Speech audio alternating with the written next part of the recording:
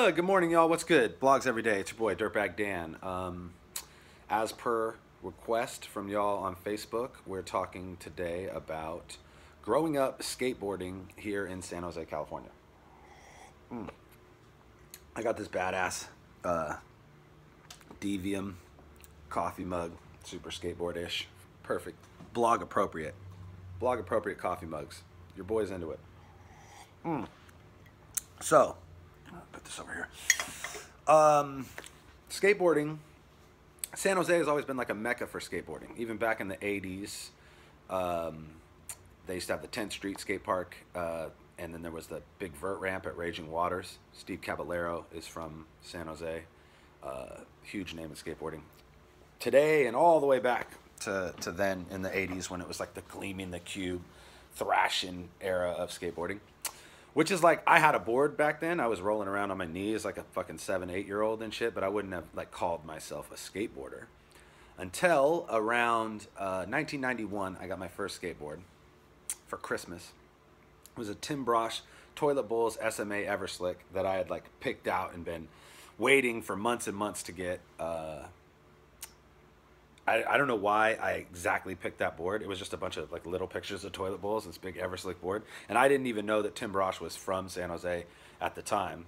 But that was like the one I had my heart set on. So it was shaped like an egg, probably like 8.5, 9 wide, and you know, shallow nose and tail, shaped like an egg. Tiny little wheels, 27 millimeters, fucking long trucks. Slappy nose slide era of skateboarding, for sure. Because I guess like if we're gonna like provide a little context and history,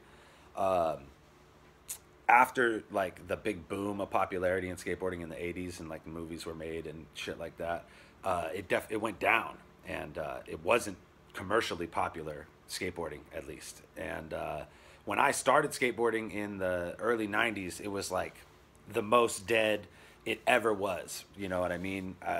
You know, since like even when skateboarding started in like the 60s and 70s and fools were like nailing skate wheels on 2x4s, it was even more popular then than it was in the 90s. It was so like, because it had reached this like height of popularity and then just went all the way down.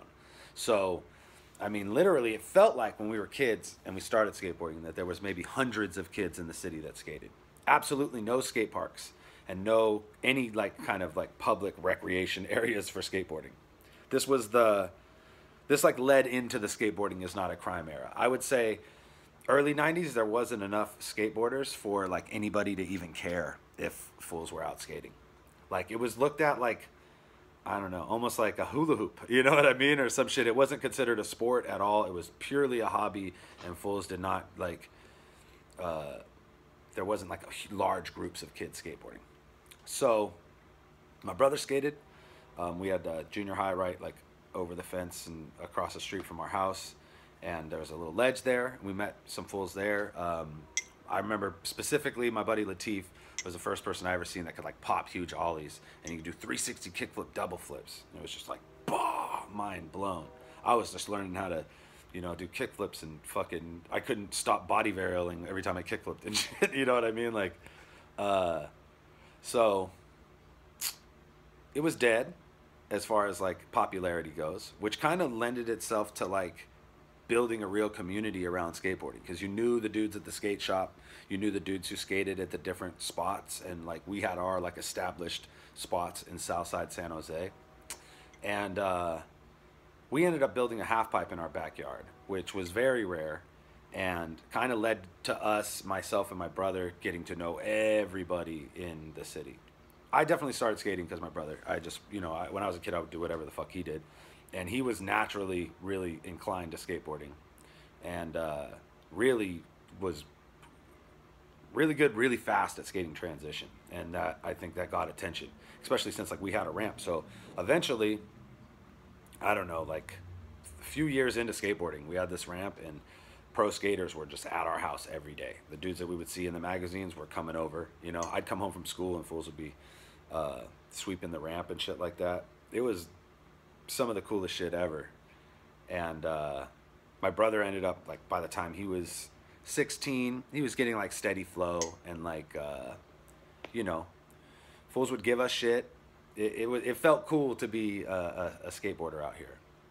Like one day specifically, I remember Tim Brosh and Jason Adams picking myself and my brother up. I was 13 maybe, and even younger, probably 12. My brother was 14, or I mean like 16, and they picked us up and took us to Santa Cruz. We went to the NHS factory and skated the little indoor skate park they had there, and like just like walked around and seen them building all the boards and shit. And then went to Ron Whaley's house and skated his backyard half pipe. And I just was like, this is it, man. I don't think it's ever gonna get cooler than this in my life, you know. And I definitely identified myself as a skateboarder all the way through high school, and even like when I had started rapping, and that became like a hobby for me, that eventually surpassed skateboarding as far as what I put most of my interest into. I still was like on my board, you know what I mean? Like, and even when we were like shithead kids, like waiting for sacks of weed in the parking lot, we were playing flat ground skate.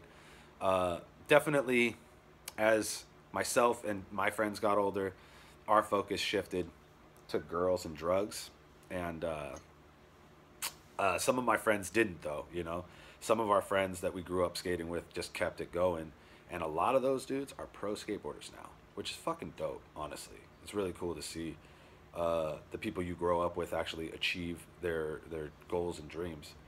And I was fucking good, right? Always felt like I was good at skateboarding, but I felt like my friends were great. Certain people in particular just had this crazy natural inclination to skateboarding that pushed me. Like my best days is when I was out skating with my friends that were like on that level. You know what I mean? Like I remember later in my years, I worked at a skate shop for a long time, and dude I've known for a long time. You've seen him on the podcast, Caswell Berry. I've known him since we were like 9, 10 years old, just from skateboarding around the city. And when I was like 19 or so, I worked at the skate shop, and my buddy Gizmo lived here with me, and he was fucking like sponsored.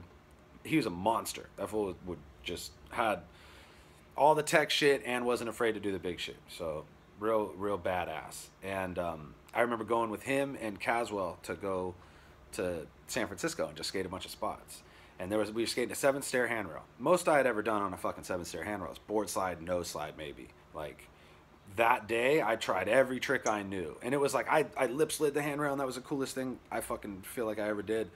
And Kaz fucking like tray flip front board or like kick flip front board, something gnarly, to where it was like, it was crazy like how big the gap in like skill was between the tricks we were trying, but it was like everybody was the same level of stoked. You know what I mean? Like I landed the lip slide, and it was just like him landing the kickflip board slide, and it was like I would have never even tried that had he not been doing that. It was it just being like around dudes like that who were just fucking throwing down all the time pushed you to that level where you're like, oh fuck it, I don't care, man. I'll try it then, you know. And a lot of skateboarding is mind over matter for sure, especially on that level when you're like doing like fucking big sets of stairs and handrails and gaps and shit. It's just like if you think you could do it, you could probably fucking do it. You know what I mean? Like logically.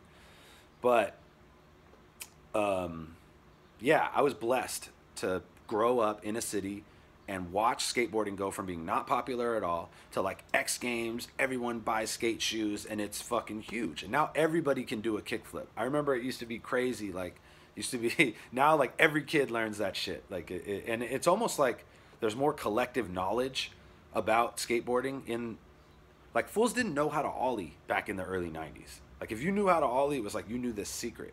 But now it's like collectively everybody knows. You click your tail, slide your foot forward, push down. Like everyone knows that, you know what I mean? So I feel like people are way better. They get better faster.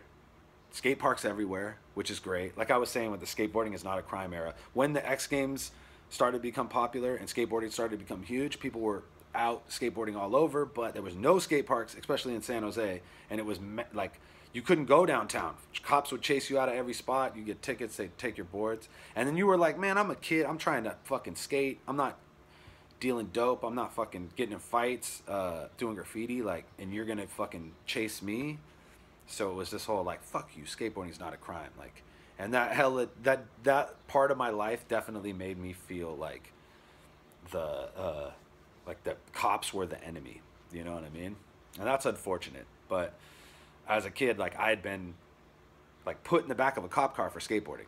I had a cop like take my board and throw it in the back of a car and be like, I don't care, get out of here.